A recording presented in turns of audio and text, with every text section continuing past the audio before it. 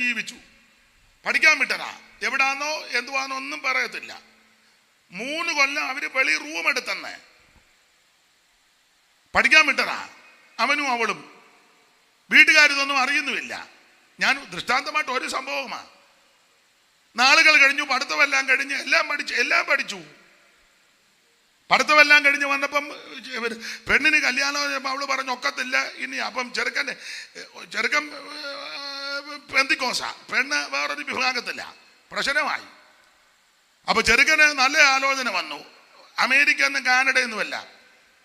അപ്പൊ യവൻ ന്യൂട്രല് അവളെ തട്ടിയേച്ച്, നാടൻ ഭാഷ പറഞ്ഞ പുളുങ്കൊപ്പ കയറി പിടിക്കാനില്ലെങ്കിൽ. അപ്പൊ അവള് പറഞ്ഞു, നീ എന്നെ കൂടാനെങ്ങാനും 3 കൊല്ലം എൻ്റെ കൂടെ നീ ജീവിച്ചതാ. എന്നെ കൂടാതെ നീ കല്യാണം കഴിച്ച നിന്റെ തന്തയുടെയും പേര് എഴുതി വെച്ചു ഞാൻ തൂങ്ങിച്ചാകുമെന്ന് പറച്ചു. അവസാനം കല്യാണം നടത്താതിരിക്കാൻ പറ്റുമോ? പിറ്റേന്ന് കല്യാണത്തിന്റെ തലേന്ന് അവളെ എങ്ങാണ്ട് കൊണ്ട് കുളത്തിനകത്ത് മുക്കി, കോഴിയെ മുക്കും പോലെ. ഓ, മുക്കിയെന്ന് സ്നാനമെന്നൊന്നും പറയാനൊക്കത്തില്ല. അവളെ കൊണ്ട് മുക്കിയെന്ന്. അതാണോ സ്നാനം? മുക്കി. സ്നാനം വേറെ. കല്യാണം നടത്താൻ സെൻട്രൽ പാസ്റ്ററെ വിളിച്ചു.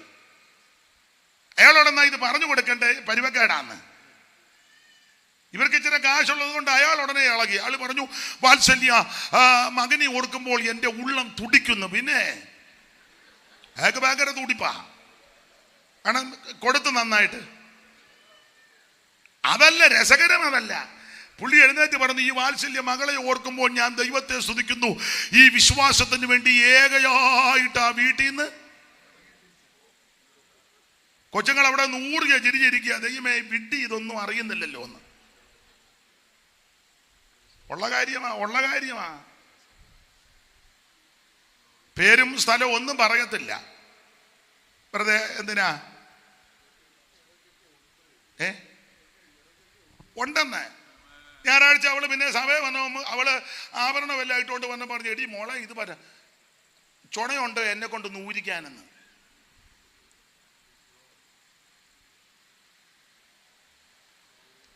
കുറ്റമല്ലേ പറയാനെ, ഇങ്ങനെ പോയിക്കൊണ്ടിരിക്കുന്നേ.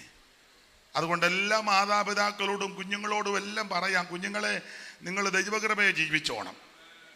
ചതിക്കപ്പെട്ടു പോകരുത്, വഞ്ചിക്കപ്പെട്ടു പോകരുത്. ആമേൻ. ദുഷ്ടന്റെ പിടിയിലൊന്നും അകപ്പെട്ടു പോകരുത്. മാതാപിതാക്കൾ ആത്മാർത്ഥമായിട്ട് പ്രാർത്ഥിക്കണം കുഞ്ഞുങ്ങൾക്ക് വേണ്ടി. അങ്ങനെ വഴിതെറ്റിപ്പോകുന്ന കുഞ്ഞുങ്ങൾ നശിച്ചു പോകരുത്. അവർ മടങ്ങി വരട്ടെ, അവർ ദൈവത്തെ അറിയട്ടെ, ദൈവത്തെ ഭജിക്കട്ടെ. എന്താ കാരണം? ദൈവം വെച്ച് ഓർഡർ തെറ്റിച്ചു. എന്തുവാ ദൈവം വെച്ച് ഓർഡർ? ആദ്യം വിടുക, പറ്റിച്ചേരുക, പിന്നെ ഒന്നാകുക.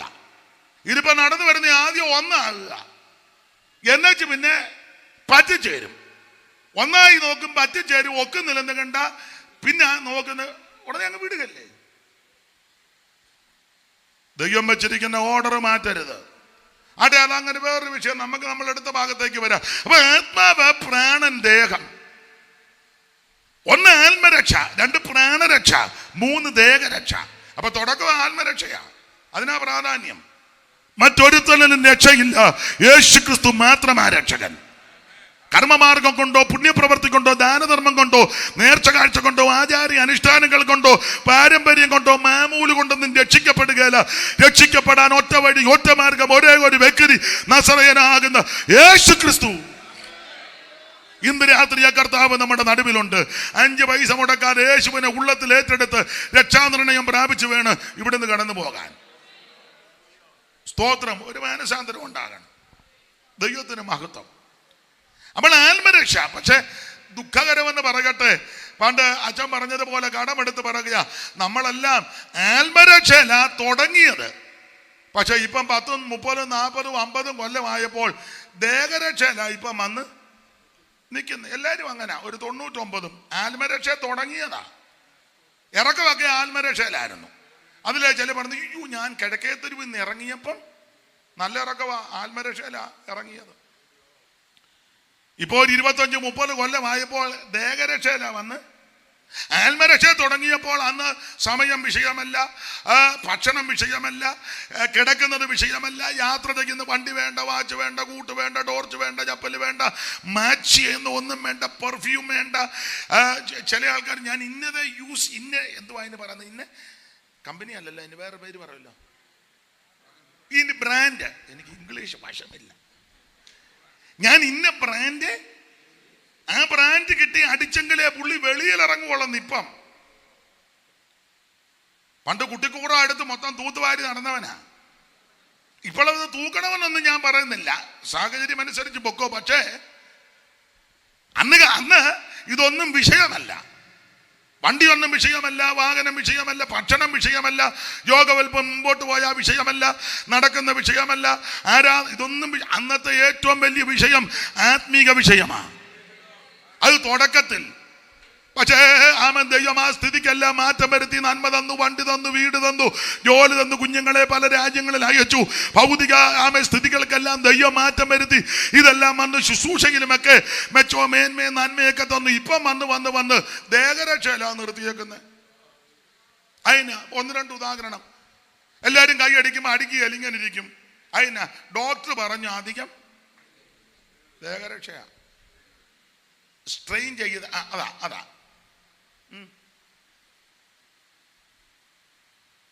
ഈയിടെ ഞങ്ങളുടെ സഭയിലെ ഒരു കർത്തദാസൻ വന്ന് പ്രസംഗിച്ചപ്പോൾ അദ്ദേഹം പറഞ്ഞ കാര്യം പെട്ടെന്ന് ഓർമ്മ വന്നു.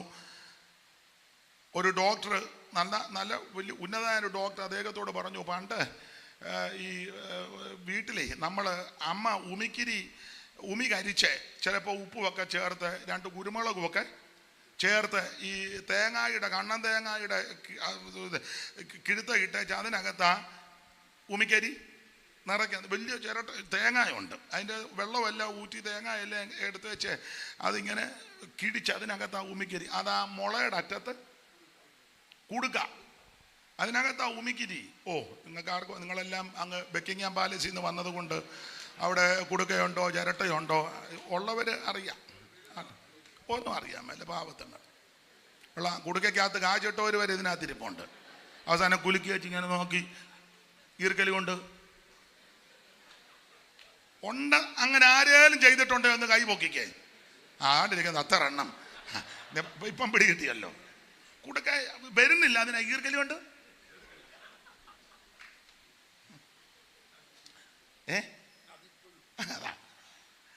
അപ്പൊ ഈ കുടുക്കകത്ത് ആ ഉമിക്കിരി, ആ ഉമിക്കരി കൊണ്ട് പല്ല് തേക്കും, ചൂണ്ടുവിരല് വെച്ച് പല്ല് നന്നായിട്ട് തേക്കും. എന്നിട്ട് ഈർക്കലി എടുത്തോണ്ടാ നാക്ക്. അത് പെരക്കാത്തൊന്നും, ഇപ്പൊ എല്ലാം പെരക്കാത്താന്നല്ലോ, എല്ലാം പെരക്കാത്താ. അവിടെ നാക്ക് പഠിക്കുന്നു, അപ്പുറം ബാത്റൂമിൽ പോകുന്നു, ഇവിടെ ഇരുന്ന് കഴിക്കുന്നു, എല്ലാം അടുത്തടുത്താ. പണ്ട് അങ്ങനെ ആയിരുന്നു. പണ്ട് പറമ്പിന്റെ അങ്ങേ മൂലയ്ക്ക ഒന്ന് മറച്ചൊരു പാലത്തടി ഇട്ട്. ഇപ്പൊ എല്ലാം പെരക്കും, എല്ലാം നാക്ക് പഠിക്കുന്നു, ബാത്റൂമിലോട്ട് പോകുന്നു, ഇപ്പറ ഇരുന്ന് കഴിക്കുന്നു, തൊട്ടപ്പറ ഉണ്ടാക്കുന്നു. നിങ്ങൾക്കൊന്നും അറിയാൻ മേല, ഉള്ളതാട്ടെ. അപ്പൊ പണ്ട് നാക്ക് പഠിക്കുമ്പോഴേ ഭയങ്കര ശബ്ദം എടുക്കും ചിലര്, എടുക്കും. അപ്പൊ ആ ഡോക്ടർ അദ്ദേഹത്തോട് പറഞ്ഞെന്ന്, അത് ഹാർട്ടിന് വളരെ പ്രയോജനമാണ്, ഹാർട്ടിന് അറ്റാക്കും വരാതിരിക്കാൻ വളരെ നല്ലതാ. എന്നാ നമ്മുടെ കൂടെ ഉള്ളത് മിക്കതിനും അറ്റാക്ക്, അനങ്ങുന്നില്ലല്ലോ, മിണ്ടുന്നില്ലല്ലോ.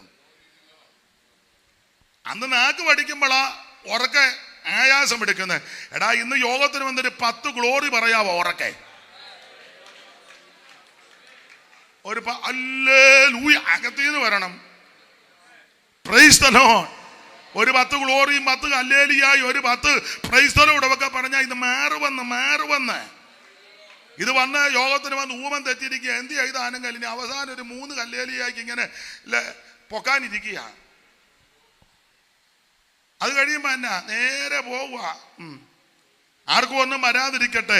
ആമൻ. ഞാൻ പറഞ്ഞത് ആത്മരക്ഷയില തുടങ്ങിയത്, പക്ഷെ ഇപ്പം വന്ന് ദേഹരക്ഷയില. ഉറക്കെ കൈയടിക്കാനൊക്കെ അതിലെ ശബ്ദം എടുക്കരുതെന്നാ ഡോക്ടർ പറഞ്ഞിരിക്കുന്നത്. പിന്നെ ഒരു കാരണവശാലും ഫാസ്റ്റിങ് എടുക്കരുത്.